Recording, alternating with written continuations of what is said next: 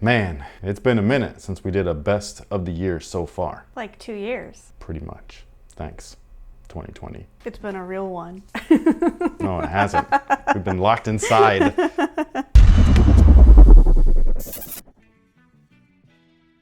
Hey, what's good, guys? My name's Chris. Welcome back to the official WearTesters.com YouTube channel. Today we got the best basketball shoes of 2021 so far. We're midway through the year. The gyms just started opening, at least for us. So this is only based off of the shoes that I have actually played in a lot of time in, the ones that have gotten performance reviews. These are just my favorites. I like to keep these things small. I'm not gonna make a list of 20 shoes. I'm gonna give you a few runners up. I'm gonna give you my top 3 and that's it. And again, this list is just so far. So by the end of the year, when we do our full-on top shoes of 2021, the whole thing can change because there's a lot of stuff that still hasn't come yet. Excellent. So first we're gonna start with our runner-ups. And the first one is the Brand Black Rare Metal 2.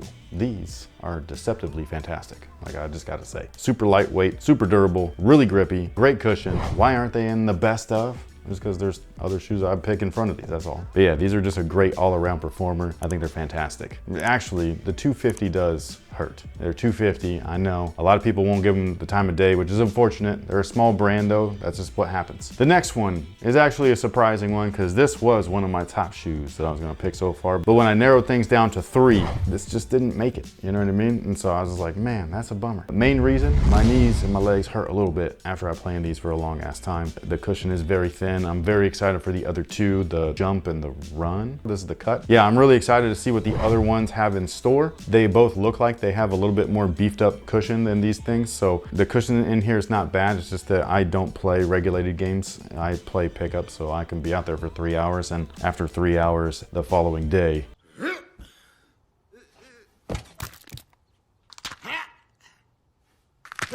so that's a bummer, but I do love these. So if you do end up with them, I'm pretty sure you'll like them too. These actually have not gotten a performance review yet. I'm just gonna put them as a runner-up for right now. This is the Way of Wade 9. These are just wild. Like, when you put these on, they're bouncy as shit. And the grip is surprisingly nice. Like, I did not think that was gonna grip. I have not tested them fully, so there's not a performance review yet, which is why they're just kind of like on an honorable mention style of list or whatever, just because for right now, these are really good. I'm just not confident enough to put them all the way through, but so far so good with the testing. And this is one of those weird ass shoes where I was just like, I don't know what to think about this, and I still really don't. So far, they're honorable mention, but who knows what'll happen next. So those are my 3 honorable mentions for the year so far. Now we're gonna get into my top picks. The reason why I picked these and the other shoes, because these are the ones that I bought multiple pairs of. That's how you know that you love something, you know what I'm saying? Like, especially when it's a basketball shoe, I cannot remember the last time I bought this many of a shoe other than with these 3 models. I think it was the Kobe 4s and Kobe 5s. I think that was it. So these 3 shoes are kind of like my new Kobe's. These are great. This is the Curry 8. This is actually the, I think they call it the Pi Day. Yeah, it's for his birthday. This one's got like really cool nods and everything like that. It's got like his kids inside of the shoe. They helped design the colorway with the splatter and all of that stuff. This was a great release, by the way. It was limited, but it was also a pre-order. Nike, take notes. So yeah, I love everything about these though. This is a really well-rounded shoe. They feel very cheap in hand. I won't lie, like that mesh or knit or whatever, the synthetic leather, you know, no rubber, all that stuff in hand, you're just like, what is this? And then you put them on foot and you start playing and you're like, man, was I even wearing shoes? Like, that's how good they were. So yeah, I really like these. I think that they're fantastic. I bought every pair except for the one that they sent me because I like the shoe. So that's what it is. Now, second up, this is actually what I would consider to be the best basketball shoe, period, of 2021 so far. The other one that I do have is my personal, like, I just squeeze it in there because I like them so much. But if you were gonna ask me as of what released in 2021 only, this is the shoe, KD 14s. This colorway is great too. I was waiting for a colorway where you couldn't see the weird pattern that was all on the upper, the grandma's couch looking thing, and this is it. These shoes are just great bang for your buck sneakers. Like 150 top, you get everything. The traction on this is so good, indoors and outdoors. That's the one thing with them GTs. Like, I just was sliding outside, man. I did not like that. Inside I was good, but outside, These though, these were so nice. I was so bummed when we did our performance review, like the B-roll, because all of that footage was outdoors and I was like, I don't want to wear these outside. I want to keep them as my indoor shoe. I don't see another colorway that looked good to buy, so I'm like so scared of ruining these things. Luckily, the traction did hold up. There's not even a little single piece of fraying, but because I did tarnish them outdoors, I will never take them indoors again. And then I just happened to be at Phenom one day and boxes showed up, like their delivery and everything, and they opened them up and they were just like, what are these? And I was like, oh my God, can I buy these please? So yeah, I ended up with these ones. But I love this shoe, full length cushion, zoom cushion in the Strobel, Cushlon, great fit, man, this is a great shoe. If I was gonna pick one, like I was saying, for 2021, this is it. My last pick, technically a shoe that did not release in 2021. It was actually released last year, and it's still my top pick personally, you know what I mean? Like every time that I go to play basketball and I just don't feel like wearing whatever I'm testing, which happens quite often lately because I get such little court time, you know what I mean? So like if I'm not testing something that's fantastic, I end up in these things. And they are so nice, I bought them twice. There was a sale. I love these, man. Like the Kobe 9 Low Elite or Flyknit, doesn't even matter. Or not the Flyknit, engineered mesh, that's what they were called. The Elite was the Flyknit one. But these right here, man, this is like the reincarnated version of those things, man. My other ones are so beat, but they feel like they are still like brand new, like the cushion. I don't know how they did it, because cushion bottoms out. And I beat the out of those outside, to the point to where the bottom is balding, like balding. So yeah, when I saw that these things were on sale, I think it was like 40% off. For the 40% off, I was able to get these both for like $150.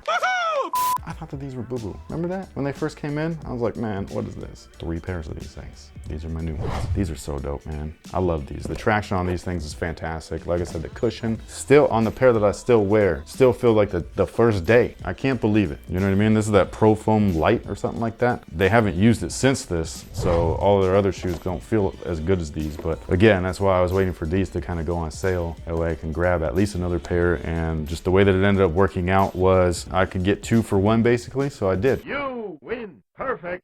All right, I have a question for you because you brought up traction and going from outdoors to indoors.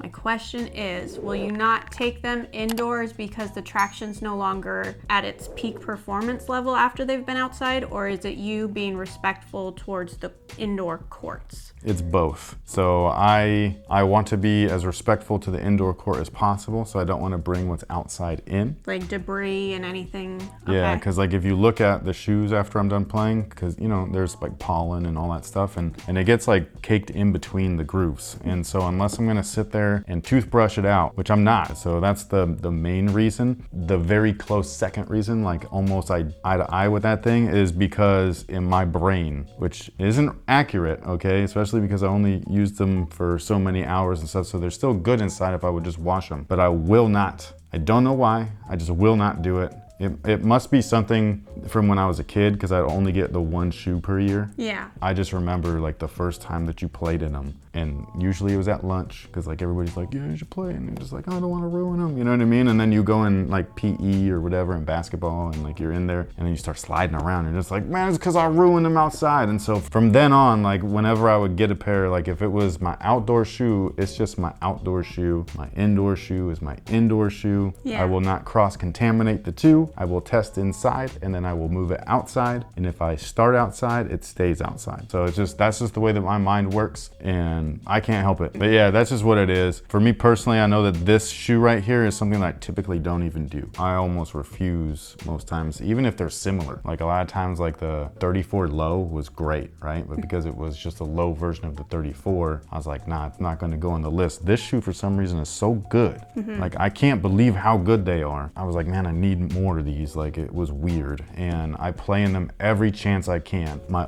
other ones, my beat ones. It's just such a great shoe, and I was just like, man, like if you can get these on sale, which is the best part about a last year's great shoe this year, or you know, years past, is that a lot of times that's when they start to discount them. So like a running shoe, a basketball shoe, whatever, the Nike outlet, all that stuff, like you can find last year's model, the 13s now there, and these are on like a regular retail shelf. To me, I think 150 is that kind of sweet spot, and that's kind of what these are all at. I think it's 140, 140, and 150. These are 160. Those are 160? Yeah.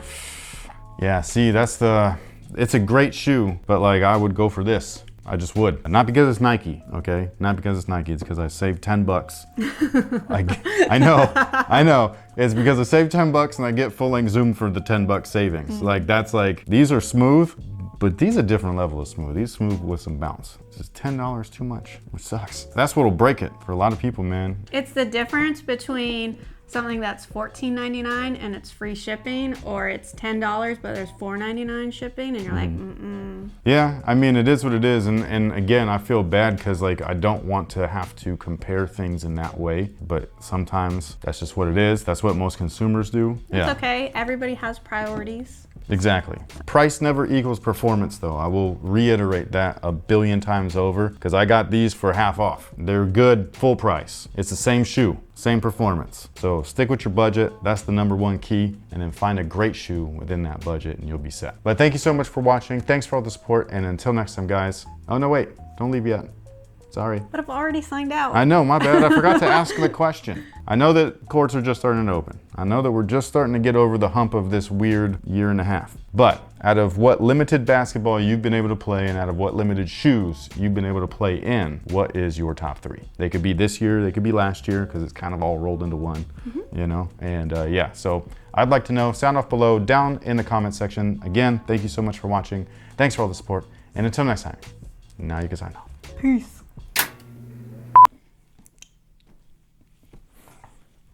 What was all that smacking? I had a Reese's.